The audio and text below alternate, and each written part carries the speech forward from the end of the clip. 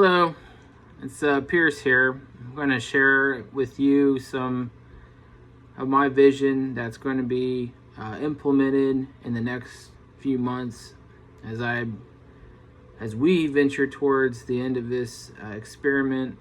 It proved to be a huge success on our side, and we will start building the world we want to see, beginning with our faith and beginning with our beautiful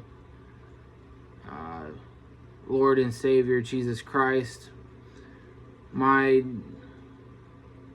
video here is going to share with you some of my goals and expectations for the next, not only this year but the years beyond this. Within the next decade or so, you should see some significant change and significant progress towards the world we want to see. And I think it's not a step in the past. It's not taking our country backwards. It's taking our country forwards. It's taking our country and centering it on the foundation of morality, the foundation of truth. You know, we are surrounded by misinformation and misleading facts and things that have no real relevance to where we're going. And we need to stay focused, and we need to stay determined to do what we need to do what we're called to do. And I remember the time when in 2009, when I heard God speak to me at a UPS parking lot, and He told me that I would be out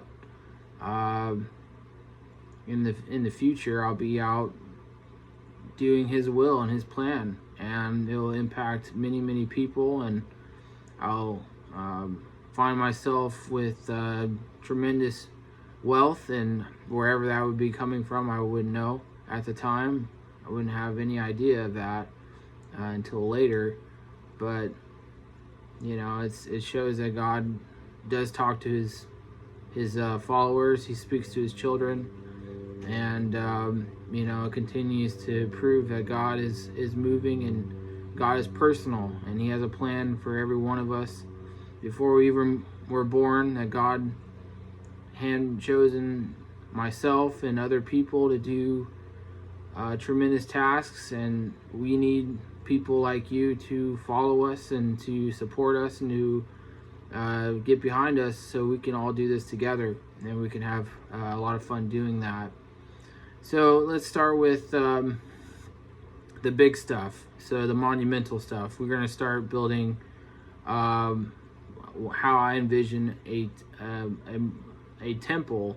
It's a church, but it should be kind of, when you think of a temple, you kind of think of something massive and monumental, but it is a Christian church. But I'm calling them temples, and there'll be 66 of these temples to the Lord Jesus Christ, and they will be 66 temples in each of the 50 states. So in total, there'll be 3,000 of these temples across the United States, and each temple will focus on one particular book of the Bible. So it'll be kind of like a neat way to explore every state, you know, that you're in. You can find a unique temple to a different narrative in the scriptures, and it could be a fun kind of a journey for you and your family. And each of these temples will be focused on the beautiful art. We're gonna have some of the greatest and best artists around the world to participate in these projects, building beautiful mosaics and paintings, and so it'll be a place of awe and inspiring works that will be likened to the Renaissance, and I expect people will be just journeying out there just to look at it. I think people are gonna just go out there just to gaze upon it, like they do these mosques in Saudi Arabia and in Dubai and Abu Dhabi, these areas. These will be places in the United States where people just go and be inspired, like the greatness of ingenuity and construction. So I'm really excited about that, and I'm really excited to make God's name even greater and glorify Him in this way. And the art will particularly be focused on the book that the church is about. So if it's a book on Genesis, then the paintings and works will be focused on the Genesis account. So expect to see paintings of Adam and Eve, expect to see paintings of Noah's Ark and Joseph, the Prince of Egypt, or Abraham, the father of our faith. These type of works will be commissioned and will be carried out and will be a spectacle for any ongoing gazer and spectator. So I'm very excited about that, and also there'll be other works in there as well to remember where the church came from and the blood that was spilt for the founding of the church. We'll remember our martyrs and our early Christian leaders and church fathers that saw this through, even in the early stages of developing the church, and provided the stability that we needed to carry that miracle through. So you'll see early church works, Byzantine church works, medieval church works, the Church of England, which we came from. When we started, we came from England, and the kind of the evolution between, you know, how the church from Europe into America and how it's changed, and then at the end, the Church of America. So, you know, that's what we are. We are the Church of America, and so that's going to be a great and glorious thing. You know, right now it doesn't seem so. It doesn't seem so attractive these days. So we want to restore that need for the church in everyday life. And then even more so, even a much bigger ambition that I can foresee to be accomplished with the right amount of people, without any sabotage or any scheming or ways of trying to make us miserable. I foresee that we can accomplish all these ambitions. So we'll all have a team for every single state in this nation, all 50 states, and these teams will be focused on their particular assigned state, and they will acquire plots of land under my guidance and leadership, and we'll start drawing up plans and rendering images of new beautiful church buildings by a variety of architects who are specialized in ecclesiastical architecture. And the goal will be to somewhat plant about 15 to 19,000 churches in the next 5 years, if not a little bit longer than that. But the goal will be 5 years after 2025. We want to make sure we're planting about 3,800 churches per year, and we'll hit that goal. But it really comes down to the people. So we can have all the buildings we want and all the real estate, commercial real estate, and really start taking every inch of this country back from the liberal elites who want to brainwash everything we want to do and change the way we think about sexuality and children and so forth. So we can, it's pointless though to have all these empty buildings. We need people to fill these buildings. So it's going to require 15 to 19,000 men of faith, leaders who want to preach the Bible every Sunday and throughout the week, who have the energy and charisma to lead a congregation without interfering with the overall church vision, because the church is not just about one individual, it's about the collective body of individuals who are pursuing the plan of God. And so we need to make sure we don't allow one or two individuals in our church body to somehow create a coup and try to take over our church or create a church split, because we've seen church splits a lot. And usually that's just a lack of vision, and lack of resources, and really a lack of God, And I'm not supposing that churches all have to be one big church. I don't see why it couldn't be, though. And I don't see why, even through biblical interpretation, why that couldn't be a possibility. I think having the basic tenets etched in stone and marble and limestone, whatever, I mean, that should be enough to keep the church body together. So, but there's some schools I look at, and if you're graduating from one of these schools, you might have a great opportunity to be one of our cornerstone pieces to this movement. Biola, Dallas Theological Seminary, Southern Methodist University, Liberty University, Pacific Lutheran University, PLU, Texas Christian University, William Carey University, Notre Dame, George Fox University, Seattle Pacific University, Grand Canyon University, Duke Divinity School, Yale, Harvard, Princeton, any of the Ivy League schools. If you're pursuing a biblical education, you might want to find an opportunity in this work that we're doing. And I think even schools across the pond, and King's College, Oxford, Cambridge, there's a lot of young men that are looking to, Tyndale College, looking to be a part of this movement that is a revival of sorts. And then in the United Kingdom, because I want to spend a lot of time helping them with their crisis. They have 76 cities, and I think God is sorely needed everywhere. I mean, they need God in South Africa and Morocco. They need God in Madagascar, and they need God in Thailand. So, but the United Kingdom in particular, it's our one of our favorite countries. So, and they have a lot of influence and a lot of opportunity to grow quick and fast. So they have 43,000 towns and villages, and so my goal would be to build or to bring in another 5,375 churches per year for the next 8 years. So in total, with America and England, you're looking at about 8,000 churches per year being established and started, and then added on over the next decades of work and money.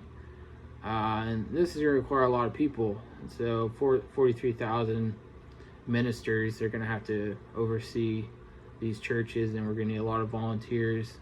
And then we're going to have to figure out how this fits in with the Church of England and what they're doing. And there's a lot of good people in that organization, and we'll see where they go with their views. But this is I'm sure a lot of people really don't take notice of that here in the States, but it's a very powerful institution founded by Henry VIII, and it's still going on after 500 years. So it's pretty important institution still there, and really the last line of defense before the kingdom of God falls. So we really need to support our brothers and sisters there. The next big thing is food banks. So you might open up your cabinet one day and you're like, where's my box of Wheaties? There's no Wheaties in the cupboard. Or Lucky Charms. I got no Lucky Charms. Or you open up the fridge and you don't have any jellies. You might want to have some strawberry jellies or blackberry jellies, or or you don't have any eggs.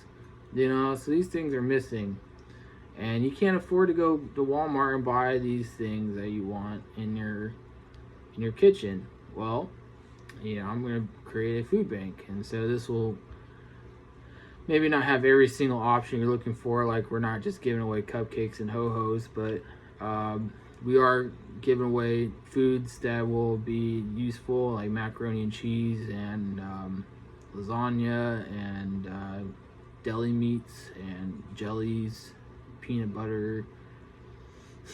Uh, you know, I mean, this is how I am. So maybe some fruit snacks if you're lucky, and orange juice. So we'll look at what the people want, and we'll try to provide what you want at the food bank. And so that will be connected to a state-of-the-art app, which I'll invest and build a tremendous team about the app. And so this app will be a way for people to connect with the food bank and keep up to date with what's going on in their community. And so that should be a very exciting thing. Moving forward, we have a couple other big projects I want to, which is incredibly important to the church. There will be a new headquarters, perhaps 2 monumental structures that will be probably there for the next couple centuries. These buildings will be a masterpiece of work, and with timeless architectural design and engineering, they will really create a sense of greatness and power in the church of God, because God is all powerful and He is all great. And I'm going to be also constructing resorts and camps throughout the nation, and these will be places where people can roast s'mores and marshmallows, and we want to do that. We want to roast marshmallows as much as possible and as often as possible on a daily basis if we can. But on a seasonal basis, we'll have these resorts and camps where we can roast that, listen to some music, and talk about our faith with God and how God is really making our lives better and happier. So that'll be a good time to kind of get away from the community at home and kind of adventure out into a new area that you haven't really spent a whole lot of time at, and get in the Word, invite the Holy Spirit, and be with other people. And we want to keep that scandal free as much as possible. We don't want to have any hang-ups or issues with that. We don't need any silver bullets with supervising these retreats, so we want to keep that as clean as possible. The other thing, we're going to have options for parents to put their kids in private schools, so we'll be working on the states and their educational ministers to get permission to build a curriculum and create schools for children so that they can learn in the way that their parents want them to learn, and that their parents feel that's the right way to learn. I'm also going to be building universities for young people, probably tuition free. I don't think I'm going to charge for tuition, but you have to do your homework and to get a degree. So, but these teachers have to be paid, so money doesn't grow on trees. So make sure if you do these, get into the university maybe 5-10 years from now, you make sure you don't take it for granted. But yeah, I'll probably make that tuition free. You just have to get accepted, so you have to be a pretty decent student, and you have to have a strong faith in God, because we want to cultivate that. We want to make you successful and prosperous in our country. And even though it's very hard to be a Christian, we can tap into our resources and make prosperity more frequent, even when that's not always the case for everybody. And then, as an immediate measure of church planning, we're going to be using a lot of hotels, and a couple of brands you probably heard of: Motel 6, Holiday Inn, Wyndham, Days Inn, Sheraton, Hilton, Ramada, Spring Hill are just a few brand names and hotels that are out on the market that I'm looking to acquire, and we'll be turning in these hotels into a place of community, and a place where Christians can come and get coffee and share the word with each other, and we can plant there, and from there we'll move out of the hotels into actual built sanctuaries, which at times will take months or years to build. So we're going to need a something in the gap there, in our splits there, to meet that time frame. The other thing buying is thousands of mansions across the country. There's a lot of affluent families selling their homes in states like California, New York, Florida, Illinois, Arizona, Georgia, Utah. These homes could be used as a meeting place for the church until these sanctuaries are fully built and operational, until we have a full staff, paid staff there to run the churches. And so these will be great places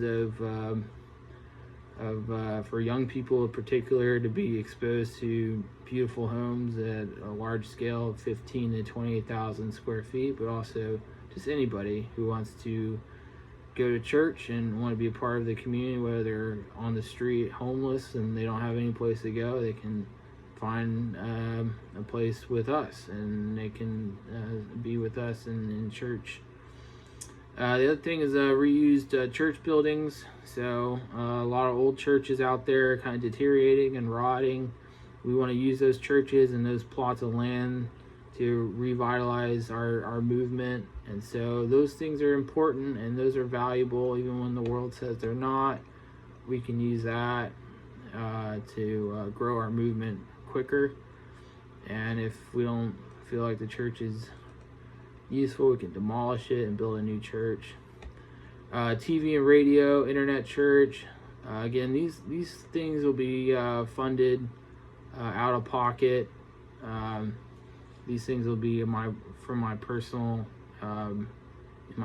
budget, and I look forward to using that as a way to reach out to people that are in desperate need for community and love and hope and joy, because politics has destroyed it all. There's only got stress and anxiety and fear, and we need to find people to put into politics to restore those things in our lives. You don't have to be a multi-millionaire to go on vacation. You can be a middle class family and go on a vacation in Costa Rica and have a good time. You're not overwhelmed by bills and poor conditions. And then I'll have a membership program, and these will be this is strictly based on my success in acquiring other businesses, and I think I'll have a lot of success doing that through transportation. You get airline tickets, car rentals, Uber rides. You get gas discounts on any of the gasoline businesses that I end up owning. Banking, be banking with the church. Will be a good place to secure your finances. We want to create a marketplace for people that are unemployed and are looking for work. We want to make sure that employers in the church can find a useful pool of candidates within the church body that could apply and actually get a job within that sphere of influence. New homes and mortgages will be available, and then I'm going to create this payyourbills.com website or something like that, and it's for emergency funding. So if there's if you're one of those people that needs a helping hand, we need to know about what's going on. I don't know anything about anybody beyond my physical environment. So unfortunately I don't get letters and from people because I don't get letters from people, so I don't know what's going on, or comments on Twitter. My Twitter feed I should have like 80 million Twitter followers. I don't. That's okay. We still win. We'll still win. But if you have a problem and you need to if you need to pay a car bill, or you need your home's going to be foreclosed without a payment, you need to contact us, So I'll make that available so we can help you out. And then lastly, almost lastly, we got to unify this church. This church is so fractured, and I'm very competitive. I want to be competitive. I think if you're not competitive, you're not reaching new. You're not reaching new. You're not reaching new goals. You're not pushing past the boundaries of reason. You're not inventing and innovating anything. So competitiveness is good because it pushes you to do more. It pushes you to be more creative and pushes you to be more successful. And that's what we want to be. We want to be successful at pretty much everything we do. We want our way, and we want it when we want it. And that's what it's about. This whole year is about getting our way and getting what we want, and making sure that people understand that it's not always going to go your way, and it may not go your way at all, but God's way finds a way. And when he finds a way, things open up, things fall into place, things make sense. Why we do things, we just trust in God, and he will break open that door. He'll kick that door down, and he will open the floodgates, and you will not be able to stop the overwhelming impact of God's power over this entire country and this world. So we're going to kick that door all the way down, and you will see how great God is and how much people really love and are impacted by God's movement.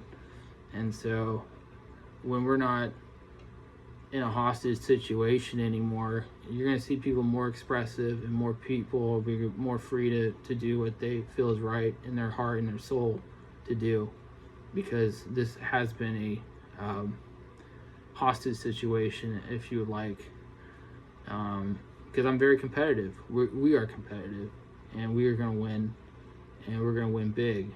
But also, we're going to unleash TV ads, radio ads, we promote on social media, billboards, Times Square. We're going to build churches in the metaverse. We're going to take ownership of our future. We have to take ownership of this future. If we don't, it's going to fall into the wrong hands, and we're going to hate the world we live in, and we don't want to do that. We're not taking the world backwards. We're going forwards. We're taking ownership of our future. We're going to do great things, and we're going to restore morality in this country, because it's fallen by the wayside. I mean, people just are too loose and nasty, disgusting. They do whatever they want. And if we keep letting people do that and love who they want to love and do crazy things, I mean, we want to love everybody and their way of life, but we don't have to allow this to destroy our faith in our church. So the other thing is, I'm going to create organized leadership gatherings. We're going to do conventions, and we're going to, once we have a faithful group of biblically strong ministers, we're going to start electing officials in our hierarchy of church. And lastly, while I have a little bit of time left, I'm going to go over church beliefs. This church is going to believe that the Bible is the ultimate authority, that this Bible is not a mythological text, that this Bible was written under the direct inspiration of God and his angels, and our apostles are divinely inspired, and they were performing miracles through the name of Jesus, and they taught us through their writings the truth about humanity and why we're here. We follow the Nicene Creed that was developed in 325 AD in the Council of Nicaea. We had a group of bishops come together and mapped out that text, and we stayed true to that. We're Trinitarian. We believe that God is a Trinitarian God. He is three persons in one being. It's beyond human comprehension. Everything about God, we're learning about these things the best we can, the best that our brain can handle. And God is a Trinitarian God. We believe in miracles. We believe miracles still happen. We believe in the supernatural. We believe in things that we don't see, the principalities of evil that we do not see with our naked eye. We believe that there is a holy spiritual war going on, waging around us that we cannot see, but we are protected and guarded by the legions of angels that God has created, and we can feel safe in that. We believe there's no more apostles after the 12 apostles, and that the canon is closed. They wrote the word, and that was it. And there's no more word to add to it. We're not here to write another book. It's not the book of Pierce or the book. There's no more testament to this. It's the end of that. God is supremely great, and we are nothing without Him. And we want to encourage monogamy. We want, men and women to find a partner and pursue that under a godly framework and be happy members of our church body. So at the end of the day, this is my vision, and I think there's people out there who want to be a part of that, and so I hope there are. And it's just going to take some time, but when we get to the end of this rainbow and there's a pot of gold, this is what you should expect to see, and many other things, big things. But for the church, since it's Sunday, we need some something to look forward to in the next 5-6 decades, and hopefully after, when we pass the baton to our children and grandchildren, that they can protect the truth of the gospel and the need for it. Anyways, I'm going to sign off. I'm going to peace out and hope everybody has a blessed Sunday. Thank you.